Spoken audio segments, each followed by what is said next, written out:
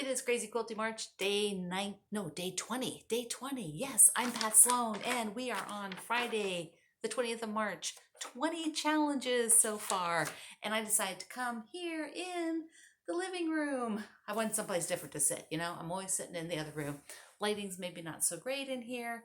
I've got a nice comfy couch to sit on. So today for UFO, that's the item is a UFO. So I want you to take a look at the UFOs that you have. UFOs are unfinished objects or projects that you had been working on and maybe you stopped. You haven't worked on them for a while. Many of us, a good majority of quilters, have a collection of these. I'm not sure that we like to call it that we have a collection of them, but we have a collection of unfinished projects. So go through and find one that you really haven't looked at in a long time. If you've got 10 unfinished projects, you may have looked at your oldest one, you may have looked at your easiest one, but maybe you haven't actually looked at a certain one. You haven't really opened it up and seen the status of it. So today, do a status check. You could just check all of them if you have time. Check all of them and see where are they. Maybe you want to reprioritize which one you'll work on next now that you've opened them up and sort of looked at what's going on. You may have stalled on one and now you're like, oh, I can handle that now.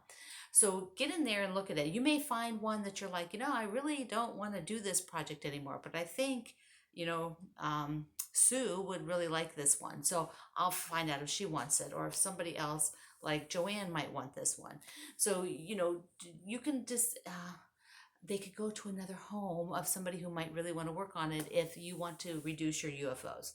But today really is an analysis of what do you have. Take a look at least one you haven't looked at for a while. This is a challenge. Or if you can, just take a look at all of them and reprioritize them and decide like, oh, So here in the true spirit of what is real, here is my basket of quilts that need binding.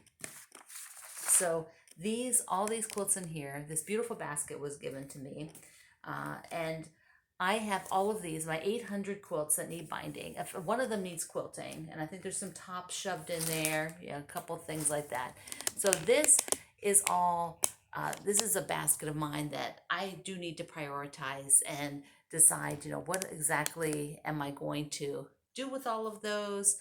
Some of them are the sew along, so I need to, get the binding on them and have them, out of the basket. So I also thought I'd do some of the questions from the other day. I remember on the fireside chat, I answered a few of them, but there were a lot. You guys had a lot of questions. So I thought I'd answer a couple other ones that were pretty interesting, or I thought different kind of question. So Lucinda asked this one.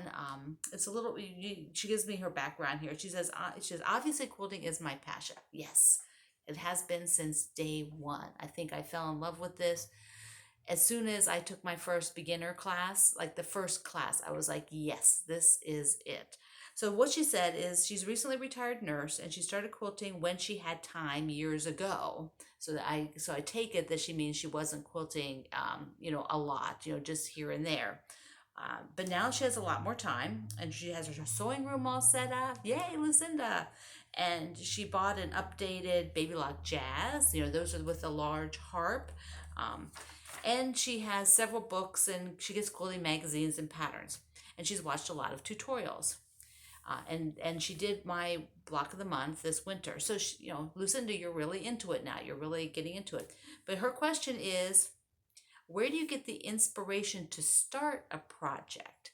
I thought, well, I've been thinking about that. How do you get inspired to start a project? What makes you excited to start a project? I think it can be a couple of different things. For me personally, it's a very visual thing. I will see a project. I mean, if I want to start somebody else's, I will see a project and be like, yes, that is it. I want to start that project. That is so cute.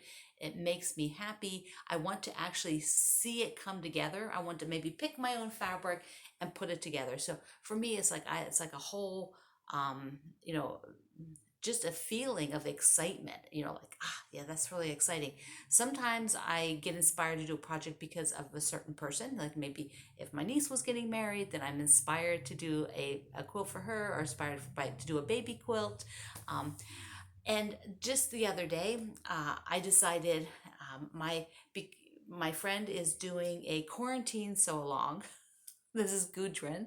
Gudrun's doing quarantine so long, and it's on one day, this coming Sunday. And I'll link to her YouTube video down under the um, under this video. In the text, you open the text, it'll be there.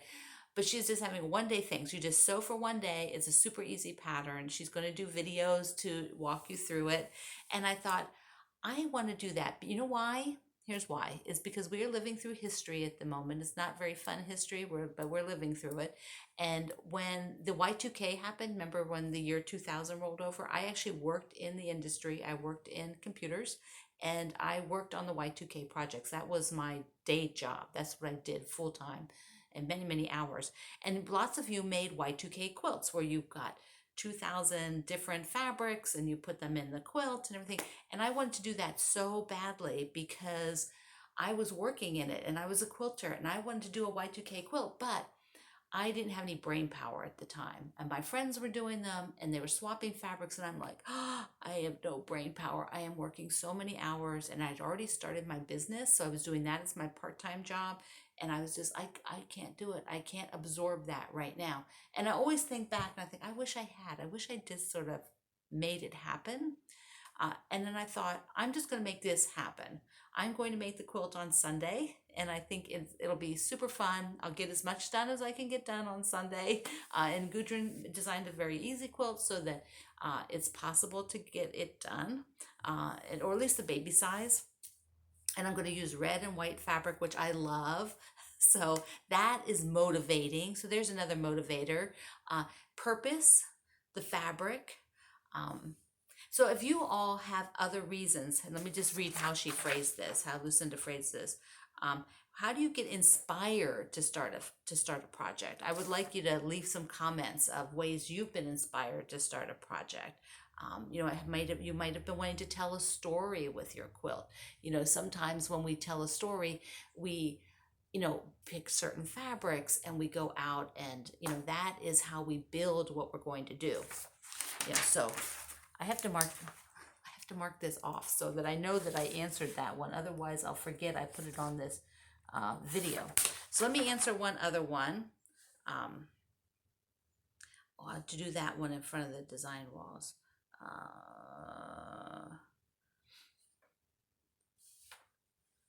Okay. Okay, here's a good one. I can do this one today. A couple of these I need to, it'd be better if I told you how my design wall was made if I was actually standing in front of the design wall while we talk about it. Okay, so Lisa said, do you ever make projects off camera, just for fun? Or is everything Quilty you make used for your business? I would say 99.9% of what I make for the business. But whatever I'm making for the business, I like making it and it's mine. It just means that sometimes I have to write a pattern, but I do make things that are with other people's patterns, like I'm going to do on Sunday. And so, there that happens. And I might make, like I made the traffic jam and I gave it to my brother. So those things I'm making them as part of what I do when I share with you. I'm not there aren't too many things I would not share because I'm a quilter and I like to show all the quilting. But I don't right now do a lot of things. Like I don't really have projects that are like hidden projects that nobody sees. Pretty much everything I do is what I talk about. And pretty soon I have to show some more full quilts. I just realized that the other day. I've been doing so many sew-alongs and blocks, and they don't end up in full quilts for a while. So I need a full quilt. That's another reason why I want to do Gudrun's quarantine quilt along on Sunday, and I'll link you to that. And the reminder too is tomorrow is International Quilt Day. It is Quilt Day tomorrow, and we're going to sew stars, or you just work on a current project. And I'll link that below. And then also starts tomorrow is a 40 plus designer website tour. So basically, over from tomorrow, March 21st to March 31st, 45 of us, I think, designers will every day or so put out a new group of people that you can go visit. So I'll say, I'll put this on Facebook and Instagram. If you're on neither of those platforms, I will try to put a list every day that I do a video. I put a list every day here. Yeah, that'll work. Under the video here at YouTube. So that you can get a list of everybody to go visit. And I think we're doing it every other day. This came like really quick. We're like, let's just do it. And so I'm waiting for the final format of what it'll look like. So it'll start Sunday. Saturday during Quilt Day. And don't forget to enter the Baby Lock giveaway. There's a giveaway for a crescendo machine from Baby Lock. So you want to be sure you go in and do that, and I will link that below as well. So I will thank you very much. Thank you for being here. It is a busy time, and I appreciate you hanging out with me, and I love you. I can't wait to see what UFO you find and discover. Show me a picture or tell me about it in the comments. See you later.